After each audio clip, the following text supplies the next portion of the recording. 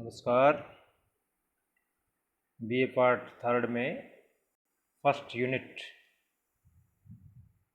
का टॉपिक हमारा चला हुआ है कार्ल मार्क्स। आज का टॉपिक है impact of various thinkers on marks. पहले वाले सत्र में हमने कार्ल मार्क्स का बायोग्राफिकल स्केच देखा था। अब उनके जीवन वृत्त और उनकी प्रमुख रचनाओं को जानने के बाद ये भी देखना जरूरी है कि कार्ल मार्क्स के ऊपर उनके समय में किन किन विचारकों का प्रभाव पड़ा। यानी कार्ल मार्क्स कौन कौन से सोशल थिंकर से प्रभावित रहे और उनके सिद्धांतों पर किन की छाप नजर आती है। तो जो प्रत्येक विद्वान होता है वो अपने समय की सामाजिक, राजनीतिक, सांस्कृतिक, आर्थिक और धार्मिक परिस्थितियों से निश्चित रूप से प्रेरित होता है। अपने समय में जो भी परिस्थितियां होती हैं वो स्वाभाविक है कि व्यक्ति को प्रभावित करेंगी और उस विचारक की रचनाओं में उस समय की परिस्थितियों का जो प्रतिबिंब है वो स्पष्ट रूप से झलकता है। मार्क्स का युग भौतिक और तकनीकी उपलब्धियों का युग था। उनके समय में यूरोप में जो धर्म का प्रभाव था वो काफी घट रहा था और विज्ञान का प्रभाव बढ़ रहा था, क्योंकि जैसा आप जानते हैं कि अगस्त कोम्टे के समय से, समाजशास्त्र के जनक के समय से ही प्रत्यक्षवाद और विज्ञानवाद बढ़ रहा था। प्रत्यक्षवाद और विज्ञानवाद वह होता है जो धर्म पर ऊपर तरजीह मिलती है, उसको प्राथमिकता मिलती है ना।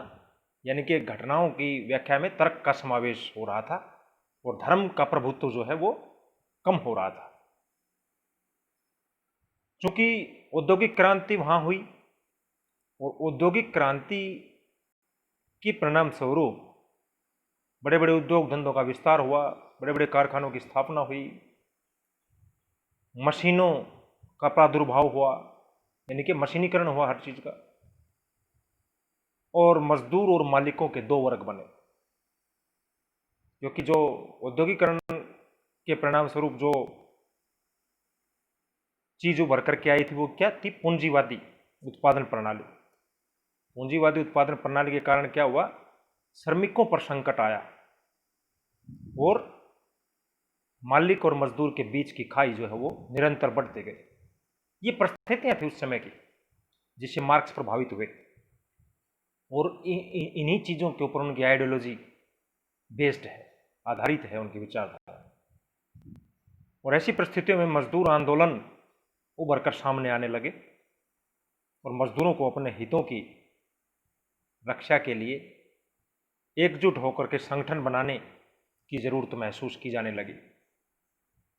और ऐसे समय में अनेक प्रकार के व्यवहारिक समाजवादी दृष्टिकोण विकसित हुए और ऐसे दृष्टिकोण में कार्ल मार्क्स सबसे प्रमुख थे। मार्क्स के साथ साथ उनके मित्र एंजल्स जैसे विचारकों ने पूंजीवाद की बुराइयों को खत्म करने का निर्णय लिया और पूंजीवादी व्यवस्था को उखाड़ने के लिए, उसको दूर करने के लिए अपने सुझाव प्रस्तुत किए समाज के सामने और उन विचारों का व्यापक प्रचार प्रसार करना प्रारंभ किया। तो मोटे रूप से उस समय जो पूंजीवादी व्यवस्था में जो सुधार की आशा से विचार पनपने शुरू हुए और समाजवादी उत्पादन प्रणाली की स्थापना करने पर जोर दिया गया। पूंजीवादी व्यवस्था को उखाड़ फेंकने पर बल दिया और उसकी जगह पर नवीन समाजवादी जो है उत्पादन प्रणाली की स्थापना करने पर बल दिया गया। इसमें मार्क्स सबसे ऊपर थे। कार्ल मार्क्स ने क्रांतिकारियों को दी जाने वाली यंत्रणाओं को देखा था, उस जीवन को भोगा था, नजदीक से समझा था, और इस प्रकार से वो इन सब चीजों से, सब परिस्थितियों से गहरे रूप से प्रभावित थे। समय समय पर देश निकाला मिलता रहा उस आदमी को, और सारी की सारी परिस्थितियां अंदर तक उन्होंने महसूस की थी, और इन्हीं परिस्थितियों की देन है कार्ल मार्क्स के विचार। मोटे रूप से जो कार्ल मार्क्स को प्रभावित करने के, जो हम अगर श्रेणीबद्ध करें, उनको पॉइंट्स में बनाएं, मोटे रूप से कार्ल मार्क्स का जो वैज्ञानिक समाजवाद है वो 3 प्रभाव बनाएंगे हम, 3 शीर्षकों के अंतर्गत उसको समझ सकते हैं। सबसे पहला तो है हीगल के दर्शन का प्रभाव।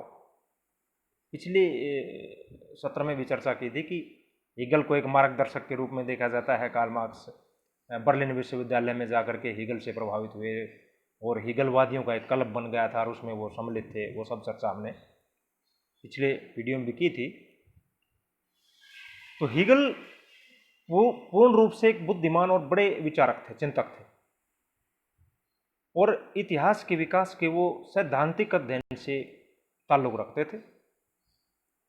वास्तव में जो मार्क्स है वो हीगल के दर्शन के प्रति ऋणी है, जिससे उन्होंने तर्क की द्वंद्वात्मक व्यवस्था को सीखा, जो कि एक स्वाभाविक प्रक्रिया के रूप में थी।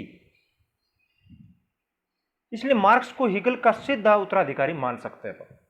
हीगल से उन्होंने जो फिलोसफिकल जो पॉइंट ऑफ व्यू ग्रहण किया था, इतिहास की भौतिकवादी व्याख्या जो है, किंतु हीगल के अनुभविक, जो पूरा एम्पिरिकल नहीं था हीगल का जो स्टडी, मार्क्स ऐसा मानते हैं, आगे चल के माना उन्होंने, डिफरेंस भी किया कि हीगल के विचारों से वो किस प्रकार कहाँ असहमत होते हैं, लेकिन एक बेस जरूर मान सकते हैं अपन कि हीगल का उनके ऊपर सर्वाधिक प्रभाव था। मार्क्स फ्रांस से जर्मनी गए, वहाँ से इंग्लैंड भी गए, और अनेक देशों में समाज के अध्ययन करने का उनको अवसर मिला, और हीगल की ऐतिहासिक प्रक्रिया के बौद्धिक जो अप्रोच थी हीगल की, उसमें उन्होंने संशोधन किया। जैसी उन्होंने सामाजिक, आर्थिक और राजनीतिक परिस्थितियों को देखा, समझा, तो हीगल के सिद्धांत में, हीगल की जो कॉन्सेप्ट थी द्वंद्ववाद की, उसमें कार्ल मार्क्स ने संशोधन किया। और कार्ल मार्क्स का जो दर्शन है, जो उनके विचार हैं, वो हीगल की दार्शनिक व्यवस्था थोड़ी अलग लगती है यहीं पर, क्योंकि उनका जो अनुभविक जो अप्रोच है वो तार्किक जगत से बाहर आता है, क्योंकि हीगल का जो सिद्धांत वो कम तार्किक था, मार्क्स वाला ज्यादा तार्किक प्रतीत होता है। दोनों विद्वानों ने, हीगल और मार्क्स ने, मानव के विकास को एक प्रक्रिया के रूप में विश्लेषित किया है, और प्रत्येक अवस्था से पूर्व की अवस्था अधिक विकसित होती चली जाती है, पूर्व की अवस्था से वर्तमान की अवस्था अधिक विकसित होती जाती है, इसमें कोई दो राय नहीं। वो हीगल से इस मामले में सहमत हैं कि एक अवस्था के बाद दूसरी अवस्था आती है, वो ज़्यादा विकसित होती है, दूसरे के बाद तीसरी आती है, इस तरह से चलती हैं। तो हीगल के प्रभावों से मार्क्स अत्यधिक प्रभावित रहे हैं, और मार्क्स ने यह तथ्य सीखा कि विश्व की प्रगति गतिशील है, निरंतर प्रवाहमान है। विश्व जो है, चराचर जगत जो है, वो चल रहा है, गतिमान है, ये हीगल से सीखा। और यदि विश्व की प्रगति को समझना है तो इसे विकास की प्रक्रिया के द्वारा ही समझना जा सकता है। और जो विकास है हीगल के अनुसार कर्मिक और द्वंद्वात्मक क्रम में होता है, तो सीधी रेखा में नहीं बल्कि टेढ़े मेढ़े सर्पिल रूप में, सर्पाकार चलता है। विकास सीधी रेखा नहीं है, टेढ़े मेढ़े रूप में होता है। और हीगल ने इस टेढ़े मेढ़े गति से चलने वाले विकास का ही नाम द्वंद रखता है, और इस द्वंद से मार्क्स प्रभावित है। फिर हीगल ने जो सूत्र दिया था वाद, प्रतिवाद और संवाद का, पहले थीसिस है, फिर एंटीथेसिस और फिर सिंथेसिस। वाद किसी भी वस्तु का प्रारंभिक रूप होता है, उसके बाद कुछ विरोध होते हैं तो प्रतिवाद की हालात पैदा होती है, स्थिति उत्पन्न होती है, जो पतन का कारण होती है। और फिर प्रतिवाद के बाद दोनों प्रक्रिया अनवरत चलती रहती है, तो एक तीसरी नई स्थिति होती है जो वाद और प्रतिवाद के बीच में एक सामंजस्य स्थिति पैदा करती है, जो संवाद होता है, अर्थात सिंथेसिस। तो एक प्रक्रिया चलती है वाद, प्रतिवाद और संवाद की, द्वंद्व के अंदर से प्रक्रिया। थीसिस, थीसिस के बाद एंटीथेसिस, एंटीथेसिस के बाद सिंथेसिस। ये हीगल का द्वंद्ववाद है। ये विचारों और आत्मा के क्षेत्र में व्याप्त है। देखते हैं आदर्श विचार, निरपेक्ष विचार। कार्ल मार्क्स ने भी हीगल के इसी द्वंद्ववाद को स्वीकार किया, लेकिन वहां आत्मा, निरपेक्ष विचार, आदर्श विचार आदि स्थान पर उन्होंने भौतिक शब्द का इस्तेमाल किया। हीगल जहां आदर्श विचारों को और आत्मा को महत्व प्रदान करते हैं, वहीं मार्क्स जो है पदार्थ को, यानी कि भौतिक वस्तु को, कमोडिटी को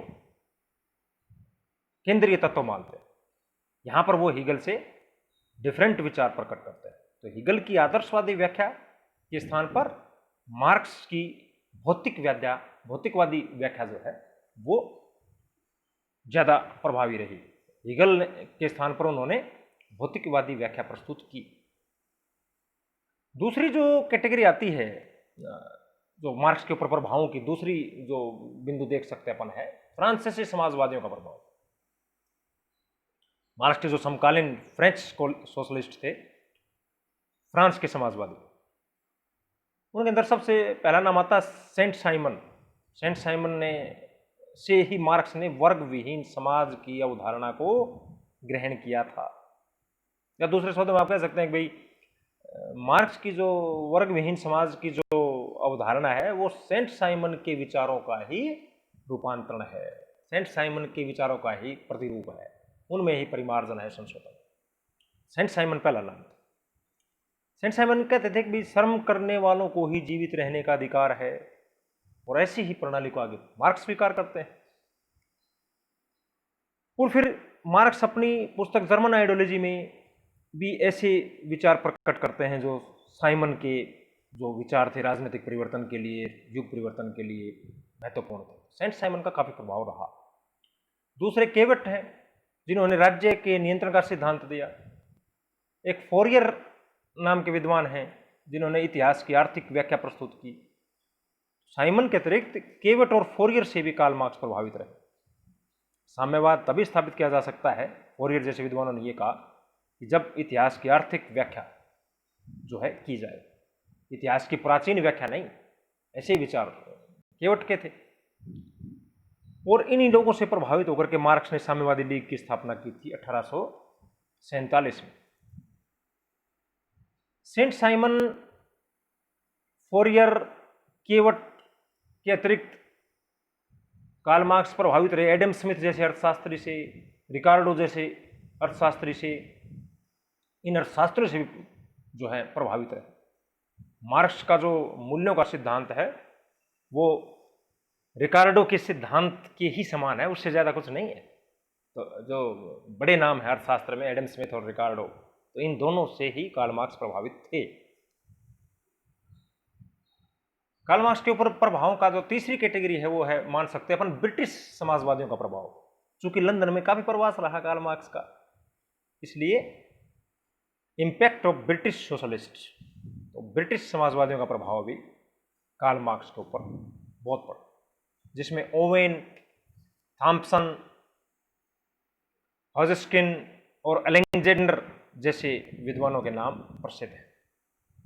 ओवेन, थॉम्पसन, हॉजकिन और अलेक्जेंडर जो है वो उस समय के बड़े विद्वान थे, और ये स्वाभाविक है कि वहाँ लंदन प्रवास के दौरान जो अत्यधिक जो बौद्धिक कार्य कार्ल मार्क्स का वहीं पर घटित हुआ, तो इन लोगों से प्रभावित हुए।